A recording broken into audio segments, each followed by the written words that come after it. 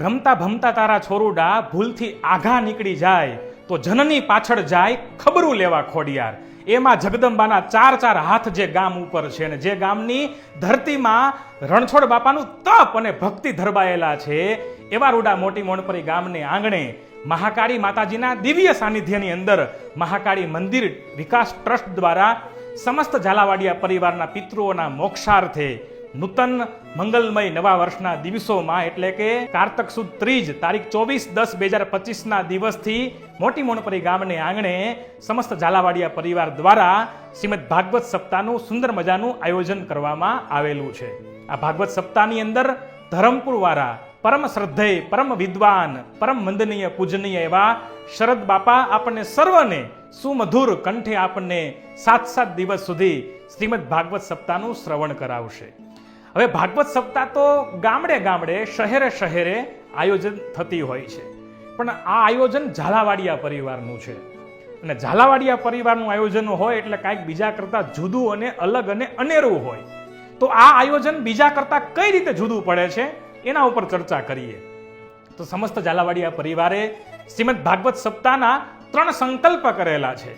પહેલો સંકલ્પ કે અમારા પરિવારમાંથી આમ તો દરેક સંતાન તરીકે સૌને એવી ઈચ્છા હોય કે મારા જે પિતૃઓ છે એના મોક્ષાર્થે, એના સ્મરણાર્થે, એના કલ્યાણને અર્થે મારે જીવનમાં એકવાર ભાગવત સપ્તાહનું આયોજન કરવું છે.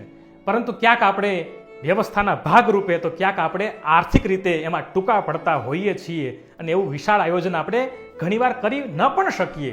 ત્યારે પરિવારે એવું આયોજન કર્યું છે કે ઝાલાવાડિયા પરિવારના કોઈ પણ સભ્યોને એવી ઈચ્છા હોય કે મારે મારા પિતૃઓના મોક્ષાર્થે ભાગવત સપ્તાહનું આયોજન કરવું છે, તો આ આયોજનની અંદર માત્ર 15,000નું યોગદાન આપી અને તમે પોથીજીના યજમાન બની શકશો.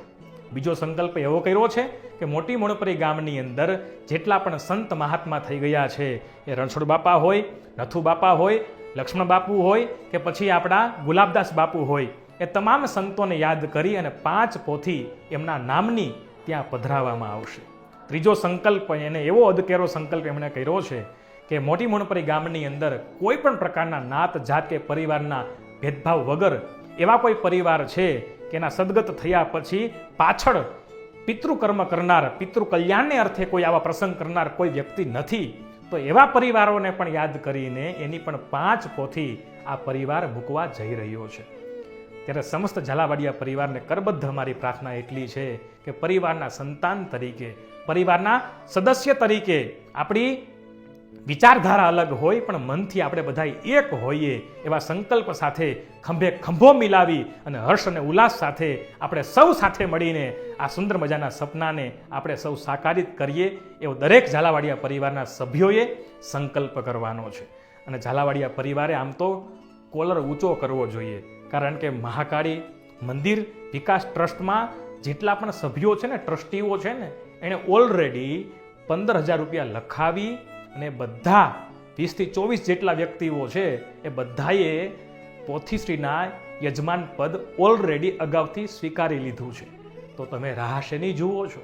તમારે પણ જો આ અલભ્ય કાર્યની અંદર સહભાગી બનવું હોય, યજમાન બનવું હોય તો આ વિડીયો પૂર્ણ થતાની સાથે કોન્ટેક્ટ નંબર પણ આપેલા છે અને બેંકની ડિટેલ્સ પણ આપેલી છે. પણ એ જે 24 જેટલા ટ્રસ્ટીઓ છે એમને મારે અત્યારે યાદ કરવા છે. સૌથી પ્રથમ યાદ કરીએ શ્રી હરેશભાઈ ઝાલાવાડિયા, પ્રમુખ Shri Pravinbhai P Zalavadiya, Rakeshbhai R Zalavadiya, Pareshbhai U Zalavadiya, Bharatbhai K Zalavadiya, doctor Bharatbhai S Zalavadiya, Arvindbhai L Zalavadiya, doctor Navdeepbhai J Zalavadiya, Bhaveshbhai G Zalavadiya, Hiteshbhai V Zalavadiya, Bhaveshbhai G Zalavadiya, Jagdishbhai M Zalavadiya, Sureshbhai S Zalavadiya, Hiteshbhai V Zalavadiya, Prakashbhai B Zalavadiya, Umeshbhai N Zalavadiya, Jaydeepbhai N Zalavadiya, Yashbhai R Zalavadiya, Vipulbhai V Zalavadiya, Laljibhai V Zalavadiya, Nikulbhai H Zalavadiya, Vipulbhai G Zalavadiya, જિગ્નેશભાઈ કે ઝાલાવાડિયા અને કલ્પેશભાઈ કે ઝાલાવાડિયા. તો આટલી વાત સાથે આપ સૌ પણ આ સંકલ્પની અંદર આ ભગીરથ કાર્યમાં જોડાવ એવી અપેક્ષા સાથે જય શ્રી કૃષ્ણ.